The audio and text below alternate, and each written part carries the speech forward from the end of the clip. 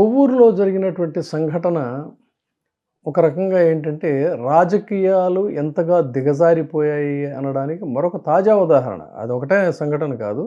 గడిచిన కొంతకాలంగా ఆంధ్రప్రదేశ్‌లో చాలా సంఘటనలు మనం చూస్తున్నాం. అటువంటి వాటికి ఒక దిగజారుడు రాజకీయాలకి పరాకాష్ఠగా దీన్ని చూసుకోవాల్సినటువంటి అవసరం ఉంది. అయితే ఇదే సందర్భంలో నేను ఈ సంఘటన జరిగిన వెంటనే ఒక చోట మాట్లాడితే, దాని మీద కొంతమంది అంటున్నారు. అంటే ఆయన మాట్లాడిన సంగతేంటి అని. మనం ఇక్కడ ఎవరిని కూడా సమర్థించడం లేదు. మన బాధంతా కూడా ఏంటంటే, దిగజారిపోయినటువంటి రాజకీయాలు వీటిల్ని ఎవరు బాగు చేయగలుగుతారు? ఎలా మళ్ళీ వీటిల్ని ఇదవుతాయి? పాలిటిక్స్ అనేటువంటిది ఎలా సస్టైన్ అవుతుందనేదే పాయింట్. ఒకటి అసలు ఫస్ట్ అండ్ ఫార్‌మోస్ట్ ఏంటంటే, వీళ్ళంతా కూడా ఒకప్పుడు ఒక ఒక పార్టీలో ఉన్నటువంటి వాళ్ళే. లేదు గతంలో పోనీ ఉన్నా కూడా అక్క అని చెప్పని, తమ్ముడు అని చెప్పని పరస్పరం ఒకళ్ళనొకళ్ళు అభిమానంగా పలకరించుకున్నటువంటి వాళ్ళు, కుటుంబాలు, వాళ్ళ కుటుంబాలు కలిసి ఫంక్షన్స్‌లో పార్టిసిపేట్ చేసినటువంటి వాళ్ళు, అటువంటి వాళ్ళు రాజకీయంగా ఎదయ్యారు. రాజకీయంగా వైరుధ్యాలున్నప్పుడు చాలా స్పష్టంగా ఇదే శ్రీనివాసరెడ్డి, నల్లపురెడ్డి శ్రీనివాసరెడ్డి ఆయన ఒకప్పుడు అంతకుముందు నేదురుమల్లి జనార్దన్ రెడ్డి వీళ్ళిద్దరూ కూడా అంటే నల్లపురెడ్డి శ్రీనివాసరెడ్డి అంటే ప్రసన్న కుమార్ రెడ్డి గారి యొక్క నాన్నగారు. ఆయన ఒక గొప్ప రాజకీయ నాయకుడు నెల్లూరులో. అదేవిధంగా నేదురుమల్లి జనార్దన్ రెడ్డి గారు కూడా.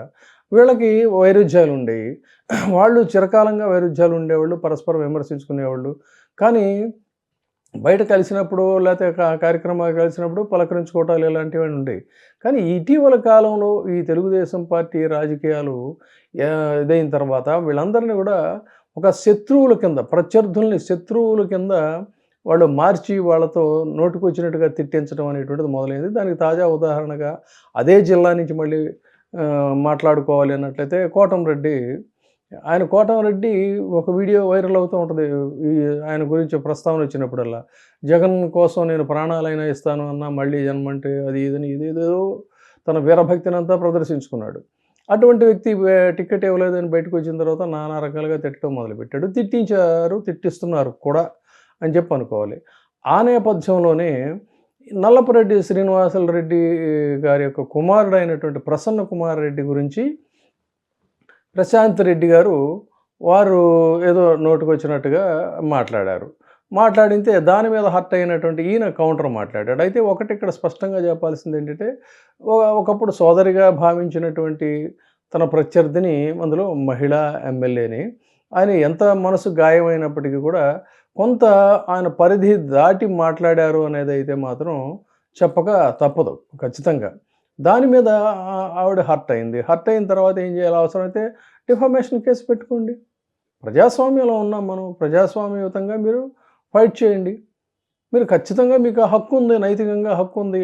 ఆయన డిఫామేటరీ కామెంట్స్ చేశాడు అన్నప్పుడు ఏంటంటే డిఫమేషన్ వేసుకోవాలి. కాదన్నట్లయితే ప్రజా కోర్టులో ఇదే ప్రసన్న కుమార్ రెడ్డి దాడి జరిగిన తర్వాత ఆయన చెప్తుంది ఏంటి, ప్రజలే నిర్ణయిస్తారు, ప్రజలు మాకు ఉన్నారని చెప్పని. ఆ ప్రజా కోర్టులో తెలుసుకోండి. అంతేకాని ఇంటి మీదకి దుండగులను పంపించి దాడి చేయించడం అంటే ఎక్కడున్నాం మనం? ఏ అటవిక రాజ్యంలో ఉన్నామా?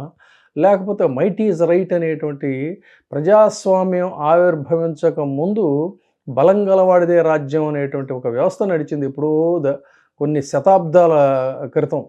అలాంటి దీన్ని మళ్ళీ ఈ తెలుగుదేశం పార్టీ ఆవిష్కరిస్తుందా అనేటువంటి ఒక అనుమానం కలుగుతుంది. ఆ విధంగా ఎంత బీభత్సంగా సృష్టించారంటే ఒక పెద్ద ఆవిడ అందులో కూడా ఆ జిల్లాలో విశేషమైనటువంటి గౌరవాలని అందుకున్నటువంటి మహిళ ఆమె. ఒక గొప్ప రాజకీయవేత్త భార్యగా, తర్వాత ఒక రాజకీయ నాయకుడి తల్లిగా, అలాంటి ఆమెని ఉన్నా కూడా బీభత్సంగా లోపలికి దుండగులు ప్రవేశిస్తే బెడ్రూమ్స్‌లోకి కూడా వెళ్ళి బెడ్రూమ్‌ని కూడా బీభత్సం సృష్టించడం అంటే అసలు ఎక్కడుంది ఇక్కడ? సభ్యత, సంస్కారం, నాగరికత వీటికేటికైనా అసలు అర్థం ఉందా? దాని మీద మళ్ళీ పోలీసులు తక్షణం యాక్ట్ చేయకుండా మళ్ళీ మహిళల్ని వీళ్ళని పెట్టి పార్టీలో ఇతన్ని నోటికొచ్చినట్టుగా తిట్టించడం. ఇక్కడ అతను తప్పు చేశాడు అనుకుంటే మీరు చట్టపరంగా చర్యలు తీసుకోండి. చట్టాన్ని చేతుల్లోకి తీసుకునేటువంటి వాళ్ళు అసలు మీరు చట్టాలను తయారు చేసేటువంటి శాసన ప్రతినిధులు ఎలా అవుతారు? శాసనసభ్యులుగా కానీ, పార్లమెంటు సభ్యులుగా కానీ కొనసాగే అర్హత, నైతికత మీకేమైనా ఉందా? ఇది ఇక్కడ ఆలోచించాల్సినటువంటి అంశం. సో ఇది చాలా కరమైనటువంటి పరిణామం. ముఖ్యంగా నెల్లూరు అనేసరికి అటు సాహిత్యానికి గానీ, అసలు అటు సంస్కృతికి గానీ, లేదు అన్నట్టయితే రాజకీయాల్లో ఈ రాష్ట్రం కోసం ప్రాణత్యాగం చేసినటువంటి గాంధేయవాది పొట్టి శ్రీరాములు నడయాడినటువంటి గడ్డ. అటువంటి ప్రాంతంలో ఇంత హింసాత్మక రాజకీయాలని చేసి వీటిని మళ్ళీ సమర్థించుకునేటువంటి రీతిలో మాట్లాడతాం అంటే చాలా దారుణం. చట్ జస్టిస్ మీ చేతుల్లోకి మీరెలా తీసుకుంటారండి? ఇది దుర్మార్గం గదా! దారుణం గదా!